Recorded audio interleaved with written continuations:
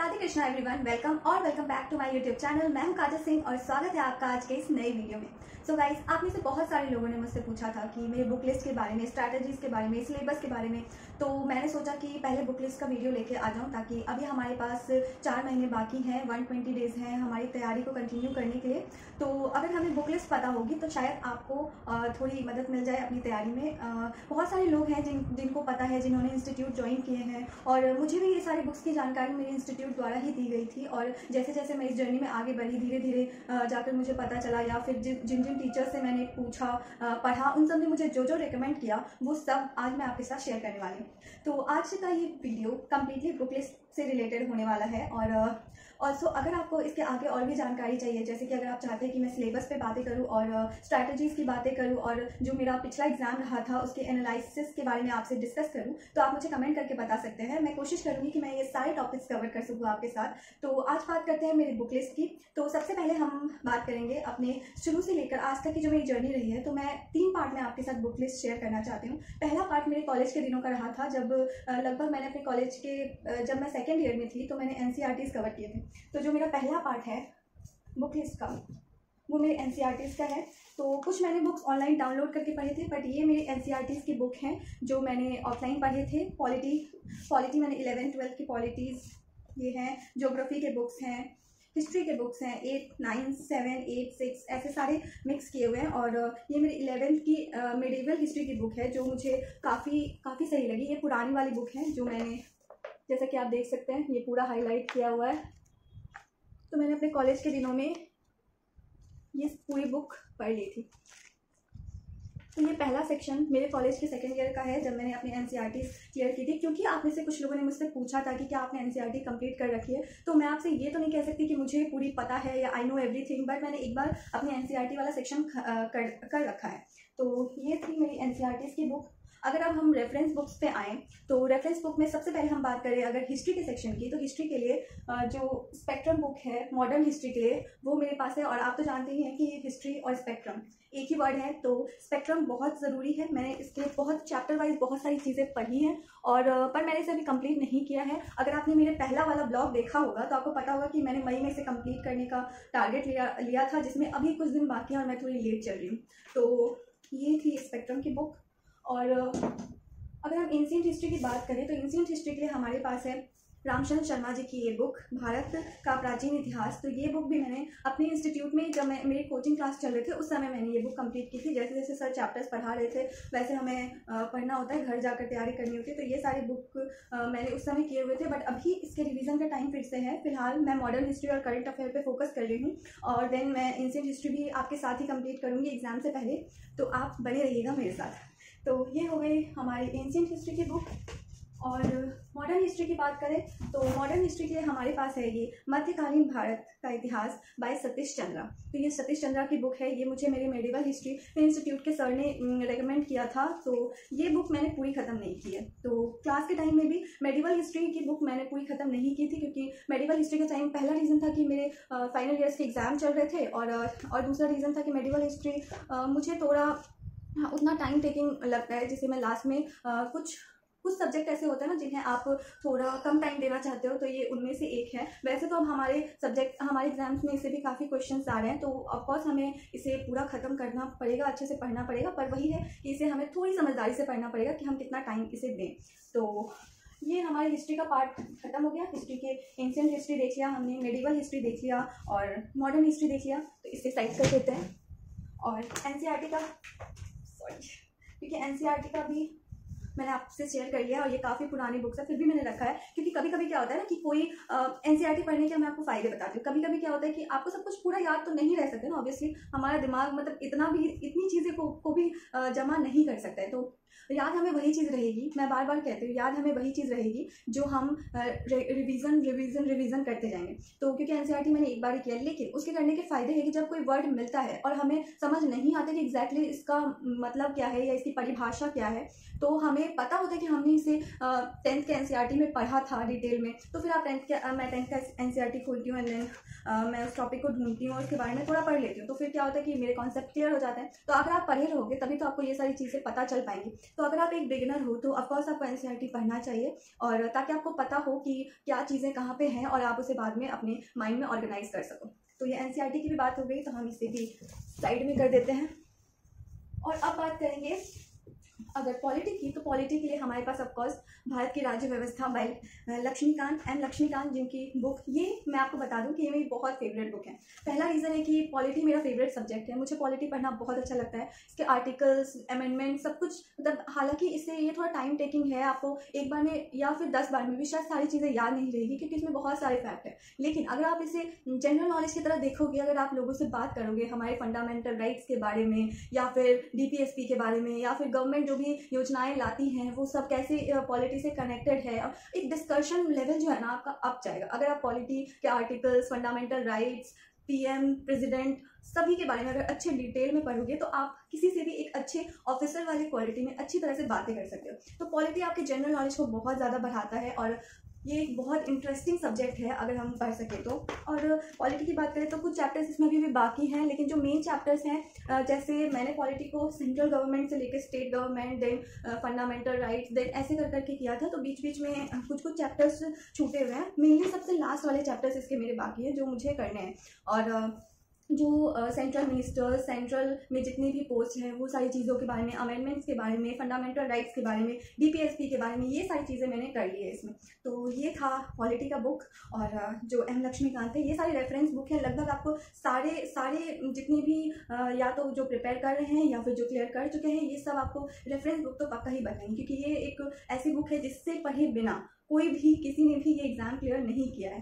तो हम और आपने तो अभी बस पहले पड़ाव पे हैं, तो जिन लोगों ने कर लिया है या फिर जिन्हें एक्सपीरियंस है, तो वो सब हमें ये सब चीज़ें अच्छे से बताते हैं। और ऐसी कोई भी चीज़ नहीं है जो जिन्होंने ये सारी चीज़ें करे बिना ये एग्ज़ाम क्लियर किया है। तो सीधी सी बात है कि रेफरेंस बुक तो हमें ज़रूर ख़त्म करनी है। एनसीईआरटी सिर्फ हमारे बेस के लिए है, उससे हमें नॉलेज मिलेंगी, बट इन सारी बुक में उन नॉलेज को हमें यूज़ करना है। तो ये सारी मेन बुक्स हैं। तो पॉलिटी की भी अब बात हो गई है, तो चलिए आगे अब हम बात करते हैं।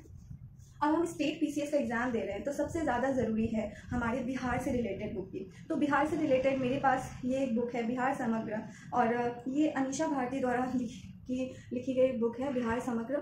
जो बुक मैंने लिया था, और ये मैंने आपके साथ एक ब्लॉग में शेयर भी किया था एग्जाम से पहले।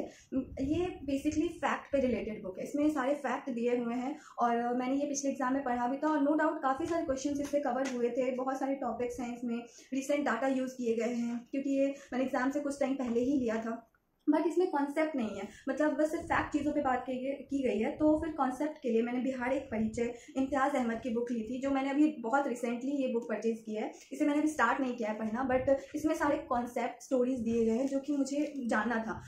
फैक्ट पढ़ने के बाद अगर आपका कॉन्सेप्ट क्लियर नहीं है, तो आजकल एग्जाम में हम बिना कॉन्सेप्ट के चीज़ों को नहीं कर पाएंगे, क्योंकि कॉन्सेप्ट आप देख रहे हैं कि जितने भी एग्जाम हो रहे हैं, अभी अगर यूपीएससी का एग्जाम ले लीजिए या जितने भी स्टेट रिलेटेड भी एग्जाम है, तो सारे most of the question conceptual आ रहे हैं। मतलब अब पुराना जो एक क्वेश्चन पूछने का तरीका था कि आपसे बहुत सारे क्वेश्चन डायरेक्ट फैक्ट पूछ दिए जाते थे, अब वैसा नहीं है। और हम जानते हैं कि अब ऑप्शंस के भी सिस्टम इतनी चेंज हो चुकी है, आपके पास इतने सारे ऑप्शंस है कि जब तक आपको पूरा कॉन्सेप्ट क्लियर नहीं होगा तब तक आपको समझ नहीं आएगा कि वो क्वेश्चन वो सही है या गलत है। बहुत सारे क्वेश्चन कॉन्सेप्ट क्लियर ना होने के कारण हम रट्टा मारकर बना देते हैं, हमें तो लगता है कि वो सही है, लेकिन बाद में जब पता चलता है कि अच्छा इसके पीछे की स्टोरी कुछ और थी और ये आंसर नहीं होना है। तो इसलिए हमें फैक्ट के साथ साथ कॉन्सेप्ट क्लियर होना बहुत ज़रूरी है।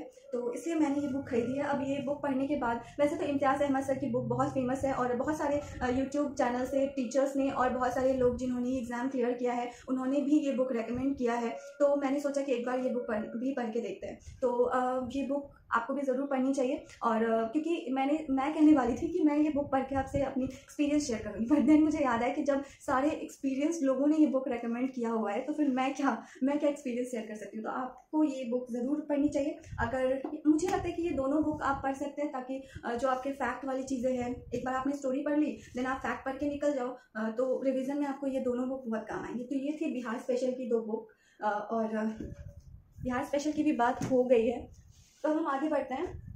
और विपिन चंद्रा का एक बुक मेरे पास, आधुनिक भारत का इतिहास, ये भी एक थ्योरेटिकल बुक है और ये मैंने आंसर राइटिंग के लिए मेनली मंगाया था, क्योंकि सर ने बोला था कि वैसे तो स्पेक्ट्रम बहुत ज़रूरी है, नो डाउट, बट अगर आपको एक होता है ना कि डिटेल में आंसर राइटिंग के लिए थोड़ा अलग अप्रोच चाहिए होता है, तो उसके लिए ये बुक मुझे सर ने रिकमेंड किया था मेरे इंस्टीट्यूट में, तो उस समय मैंने ये बुक ली थी। तो हालांकि मैंने आंसर राइटिंग अभी मैंने शुरू ही किया है प्रिपरेशन, मैंने आपको बताया हुआ है कि अभी मैंने 10 दिन पहले ही आंसर राइटिंग के क्लासेस परचेज किए हैं ऑनलाइन और मैंने आंसर राइटिंग शुरू किया है। तो फिर ये बुक अभी मैंने पढ़ा नहीं है, बट ये एक है मेरे पास, तो मैं आपके साथ शेयर करना चाहती हूँ।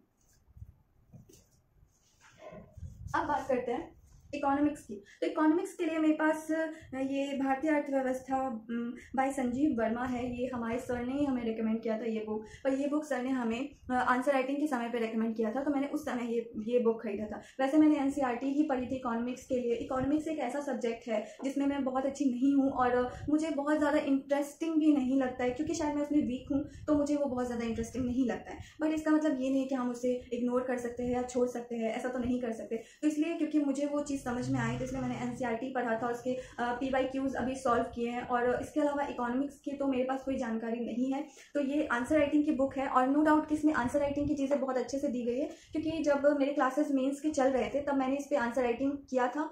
जब सर हमें टॉपिक्स देते थे आंसर राइटिंग के लिए, तो फिर हम इस बुक को पढ़ के ही आंसर लिखा करते थे, तो उस हिसाब से मुझे ये बुक काफ़ी सही लगी थी आंसर राइटिंग के समय में। तो ये थी इकोनॉमिक्स की बुक संजीव वर्मा। और ज्योग्राफी की अगर हम बात करेंगे तो ज्योग्राफी के लिए मेरे पास कोई रेफरेंस बुक नहीं है। ज्योग्राफी मैंने ये 11th की 2 NCERTs हैं 11th क्लास की, और ज्योग्राफी के लिए मैंने इन्हीं दोनों को मैं पढ़ रही हूँ। और मुझे सर ने भी जब मेरे क्लासेस शुरू हुए थे तो उन्होंने भी मुझे हम सारे स्टूडेंट को, मुझे नहीं, हमारे बैच में जितने भी स्टूडेंट थे उन सबको ये 11th की NCERT पढ़ने के लिए ही बोला था, और इससे बहुत सारे टॉपिक्स कवर हो जाते हैं। ज्योग्राफी के लिए अगर आपको थोड़ा डिटेल में जाना है तो फिर आप, या आपको ऑप्शनल में पढ़ना है या कुछ ज़्यादा पढ़ना है तो आप कोई अलग रेफरेंस बुक पढ़ सकते हैं, पर मैं ज्योग्राफी के लिए NCERTs ही प्रेफर कर रही हूँ। तो ये ज्योग्राफी की भी बात हो गई। अब अगर हम बात करें तो हमारे पास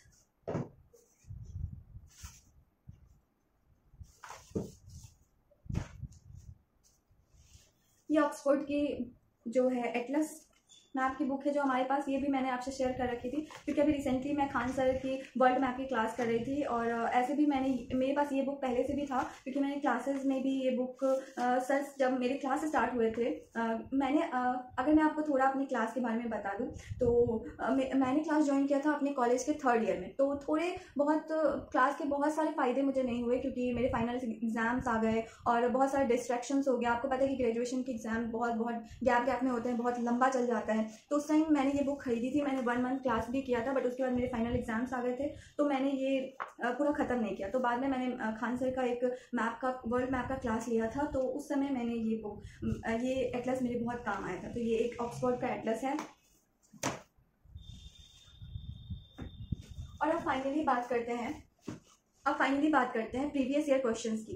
तो बहुत सारे लोगों ने जो भी BPSC स्टेट PCS की तैयारी कर रहे हैं वो सब आपको बताएंगे कि आपको बुक तो आप पढ़ सकते हो और जो बहुत ज़रूरी भी है, लेकिन जब तक आप अपने प्रीवियस ईयर क्वेश्चन सॉल्व नहीं करोगे आपको पता नहीं चलेगा कि क्वेश्चन के पैटर्न क्या है, क्या चीज़ें पूछी जा सकती है, क्या इंपॉर्टेंट है, क्या इंपॉर्टेंट नहीं है। तो प्रीवियस ईयर क्वेश्चन को सॉल्व करना तो बहुत ज़रूरी है। और जितने भी बिहार से रिलेटेड एग्जाम्स होते हैं तो आप देखोगे कि हर कोई आपको घटना चक्र सॉल्व करने को बोलेगा, चाहे हमारा इंस्टीट्यूट हो या कोई टॉपर्स हो या कोई भी हो, हर किसी ने घटना चक्र तो सॉल्व किया ही होता है, ताकि हमें एक सही अप्रोच मिल सके, हमारी तैयारी सही तरीके से हो सके। तो जितने हमारे पास बुक्स नहीं है उतने हमारे पास घटना चक्र है। तो ये सबसे पहले घटना चक्र है हिस्ट्री का, ये हिस्ट्री के घटना चक्र की बुक है। ये थोड़ी ज़्यादा काफ़ी ज़्यादा मोटी है, और इसमें मैंने मॉडर्न हिस्ट्री के बहुत सारे, आप देख सकते हैं बहुत सारे क्वेश्चन जो भी मैंने किए हुए हैं 2-3 बार, तो मैंने इसे टिक कर दिया। इसमें जो बाकी होगा वो मिडिवल हिस्ट्री का ही बाकी होगा, बाकी एंशिएंट और मॉडर्न हिस्ट्री का मैंने ऑलमोस्ट कर रखा है, बट वो तो पुराना हो गया, अब हमें फिर से ये करना पड़ेगा। तो ये घटना चक्र की बात करें तो ये हिस्ट्री की हो गई।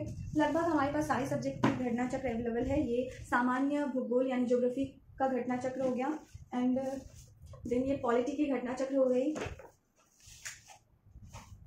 और ये साइंस की घटना चक्र हो गई। साइंस तो मेनली पहले जहाँ तक मुझे पता था साइंस हम प्रीवियस ईयर क्वेश्चन से बहुत हद तक कवर कर सकते हैं, पर एक सही अप्रोच होना चाहिए आपको पढ़ने का। ऐसा नहीं कि आप सिर्फ क्वेश्चन पढ़ रहे हो और उसके आंसर्स देख रहे हो और उसके वो जो उसमें दिया हुआ रहता है पूरा डिटेल वो पढ़ रहे हो और वो हो जाएगा, ऐसा नहीं होता है। आपको 2-3 बार इसे सॉल्व करना पड़ेगा। इसके हर चैप्टर के पहले इसमें उस चैप्टर से रिलेटेड सारे डिटेल्स दिए हुए रहते हैं, आपको पहले वो पढ़ना पड़ेगा, उससे अपने शॉर्ट नोट्स बनाने पड़ेंगे एंड देन आपको उसके ऑब्जेक्टिव PYQs जो भी वो सारे सॉल्व करने होंगे, और ऐसा आपको 2-3 बार तो करना ही होगा, तभी आपको समझ आएगा। तो ये साइंस की घटना चक्र हो गई एंड ये इकोनॉमिक्स की घटना चक्र हो गई। तो ये हमने जो बात की, ये सारे घटना चक्र PYQ प्रीवियस ईयर क्वेश्चंस की हमने बात कर ली। तो ये एक बुक है जो हमारे पास था एंड देन जब प्रीवियस ईयर क्वेश्चंस की बात हो रही है तो मेरे पास एक BPSC संयुक्त परीक्षा ये प्रीलिम्स के एक सॉल्व पेपर है जो अरिहंत बुक्स के द्वारा दी गई है, और ये सॉल्व पेपर्स 1992 से 2019 तक की है। ये बहुत पुरानी है, जो मेरे पास लगभग जब मैंने ग्रेजुएशन में एडमिशन लिया था तब स्टार्टिंग में मैंने सबसे पहले यही बुक खरीदी थी। जब मैंने डिसाइड किया था कि मुझे आगे BPSC करना है तब मैंने सबसे पहले ये बुक खरीदी थी, जिसमें 2019 तक के सारे क्वेश्चंस कंबाइंड में दिए हुए हैं। तो एक ये बुक है मेरे पास जो मैंने कुछ सॉल्व किए हैं इसमें, और ये भी काफ़ी सही और हेल्पफुल बुक है। अभी तक के आप अगर सारे PYQs पेपर वाइज सॉल्व करना चाहते हो तो आपके लिए ये एक बुक हो सकती है। अगर आप सब्जेक्ट वाइज सॉल्व करना चाहते हो तो आप घटना चक्र के लिए जाओ। अगर मेरी तो आपसे यही सजेशंस रहेगी कि आप घटना चक्र के लिए जाओ, क्योंकि हर कोई आप जहाँ भी देखोगे हर कोई आपको घटना चक्र जरूर से जरूर ही रिकमेंड करेंगे। तो आप घटना चक्र तो आई होप आप भी सॉल्व कर रहे होंगे और आपको भी पता ही होगा। जिन लोगों को नहीं पता है, क्योंकि कुछ लोग क्या है ना कि कुछ लोग गाँव से आते हैं और हम भी गांव से ही आते हैं, बट क्या है कि हमें मौका मिल रहा है कि हम शहर में रहकर तैयारी कर रहे हैं। बहुत सारे लोगों को ऐसा मौका नहीं मिलता है, बहुत सारे लोग बाहर नहीं निकल पाते हैं, उनकी बहुत सारी प्रॉब्लम्स होती हैं, सबकी लाइफ एक जैसी नहीं होती है। तो इसलिए मैंने ये बुक लिस्ट अपनी तरफ से शेयर करने की कोशिश की है, ताकि अभी एग्जाम में टाइम है, आपको अगर इससे थोड़ी भी हेल्प मिल रही है तो ये बहुत एक अच्छी इनिशिएटिव रहेगी मेरी तरफ से। और सिर्फ यही रीज़न है मेरी बुक लिस्ट शेयर करने की, क्योंकि हमेशा मैं अपने ब्लॉग शेयर करते रहती हूँ कि मैं हिस्ट्री पढ़ रही हूँ, ज्योग्राफी पढ़ रही हूँ, जो भी, तो आप डिटेल्स पूछते ही हो ना कि आप कहाँ से पढ़ रहे हो, कौन से बुक से पढ़ रहे हो। तो मैंने सोचा कि एक बार मैं अपनी बुक लिस्ट शेयर कर देती हूँ, ताकि आपको पता हो आगे के ब्लॉग्स या वीडियोस जो भी आएंगे आपको पता होगा कि मेरे पास कौन कौन से रिसोर्सेज हैं। और ऑल्सो आपको सारे रिसोर्सेज एक साथ खरीदने की ज़रूरत बिल्कुल भी नहीं है। आप अपनी फ्रेंड्स से, अपने दोस्तों से, अपने गार्जियन से, जो भी आपको गाइड करते हैं इस लाइन में, आप उनसे डिस्कस करो, अपने टीचर्स से पूछो। आप जिस इंस्टीट्यूट या जिस ऑनलाइन रिसोर्स से आप तैयारी कर रहे हो वो टीचर्स भी आपको अच्छे गाइडेंस दे सकते हैं बुक्स के बारे में। बट हमें जानना होता है, अगर हम किसी को फॉलो करते हैं देन हमारे मन में एक सवाल रहता है कि आखिर वो कहाँ से तैयारी कर रहे हैं, या जो लोग गांव में रहते हैं उनके मन में अक्सर ये सारे सवाल रहते हैं कि जो लोग शहर में रह रहे हैं उन्हें क्या क्या फैसिलिटीज़ मिल रही है, या ऐसा क्या है शहर में जो वो लोग वहाँ पे एक्सपीरियंस कर रहे हैं। तो ये वीडियो बनाने का यही मोटिव है कि उन सारे लोगों को जानकारी इक्वली मिल सके, जो लोग गाँव में रहते हैं या फिर जिन्हें इतनी ज़्यादा अभी नॉलेज नहीं है, जो बहुत स्टार्ट ही कर रहे हैं। तो आप एकदम से कोई चीज़ देख कर उसे सारे बुक जमा करके खरीद मत लो, सब्जेक्ट वाइज करो। अगर आप जितने नए हो इस फील्ड में उतनी ज़्यादा कम स्पीड से एक एक सब्जेक्ट करके तैयारी शुरू करो एंड देन एक एक करके बुक्स जमा करो, क्योंकि एक साथ सारे बुक्स जमा कर लेने से कोई फ़ायदा नहीं है। आप पढ़ रहे हो एंड एक या दो सब्जेक्ट खत्म करो, देन आगे आप नई बुक्स खरीदो, देन उसे ख़त्म करो। तो नई बुक खरीदने के बाद क्या होता है कि एक इंटरेस्ट भी होता है मन में कि हाँ अब ये जो है ये एक नई बुक है, और उसे पढ़ने का एक इच्छा आ ही जाता है। एक स्टूडेंट के मन में तो नई बुक से ज़्यादा खुशी क्या ही होगी। तो अब आगे बढ़ते हैं। ये मेंस के लिए है, तो मेंस के लिए ये क्वेश्चन बैंक है जो सारे प्रीवियस ईयर, इसमें 1993 से लेकर 2021 तक के सारे मेंस के क्वेश्चंस इसमें डिस्कस किए गए हैं। और ये भी अनिशा भारती मैम द्वारा लिखी गई बुक है जो मेंस के लिए है। अब आगे बढ़ते हैं। अब लास्ट में हम बात करते हैं, जैसा कि मैंने आपको बताया कि मैं बुक्स आपसे अपनी बुक लिस्ट आपसे 3 फेज़ में शेयर करना चाहती हूँ। तो वो 3 फेज़ था, पहले NCERT का जो मैंने अपने कॉलेज के सेकंड ईयर में पढ़ा था, देन मैंने जो इंस्टीट्यूट ज्वाइन किया था उसके द्वारा मुझे जितने भी जो बुक्स प्रोवाइड किए गए, मटेरियल प्रोवाइड किए गए वो, एंड देन रेफरेंस बुक। तो मैंने आपके साथ NCERT और रेफरेंस बुक तो शेयर कर दिए हैं। एंड लास्ट में बचता है मेरे इंस्टीट्यूट द्वारा दिए गए ये रेफरेंस बुक नहीं है, सो सॉरी, ये सारे मटेरियल्स जो मुझे मेरे इंस्टीट्यूट द्वारा प्रोवाइड किए गए हैं। तो ये सारे मटेरियल्स मैंने इंस्टीट्यूट में पढ़े हैं, पिछले साल भी पढ़ा हुआ है। तो फिर भी मैं आपको एक बार इसे दिखा देती हूँ। ये बिहार स्पेशल ज्योग्राफी की बुक है और परफेक्शन IAS द्वारा, और ये मुझे पॉलिटी की बुक, और ये बिहार स्पेशल के लिए हिस्ट्री की बुक है, एंड देन ज्योग्राफी की है। मैंने पिछली बार साइंस वाला जो जितना भी पार्ट था वो अपने इंस्टीट्यूट द्वारा ये जो दिया गया है ये सारे मटेरियल से ही पढ़ा था, पर इस बार मैंने सोचा है कि मैं साइंस के लिए 6 to 12 की जो NCERTs आती हैं वो करूँगी। तो क्योंकि हमारे पास सारे अलग अलग NCERTs पढ़ने का टाइम नहीं है, तो मैंने सोचा है कि एक बुक जो 6 to 12 NCERT कंबाइंड तरीके से दी हुई रहती है वैसी कोई बुक मार्केट से परचेज करूँगी।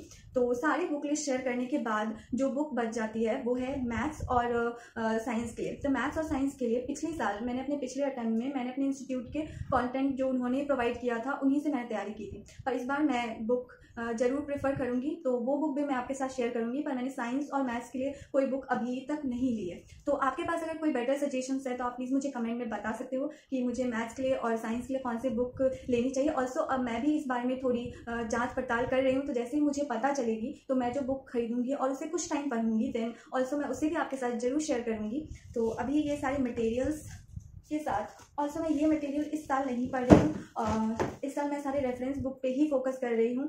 तो ये था मेरा पूरा बुक लिस्ट और आई होप आपको ये वीडियो पसंद आया हो। अगर आपको ये वीडियो पसंद आया तो मेक श्योर आप इस वीडियो को लाइक कर दें, इस चैनल को सब्सक्राइब कर लें और आगे भी मिलते रहेंगे आपके साथ नए नए और अच्छे कंटेंट के साथ। तब तक के लिए Radhe Krishna and all the best for your preparations. Bye bye.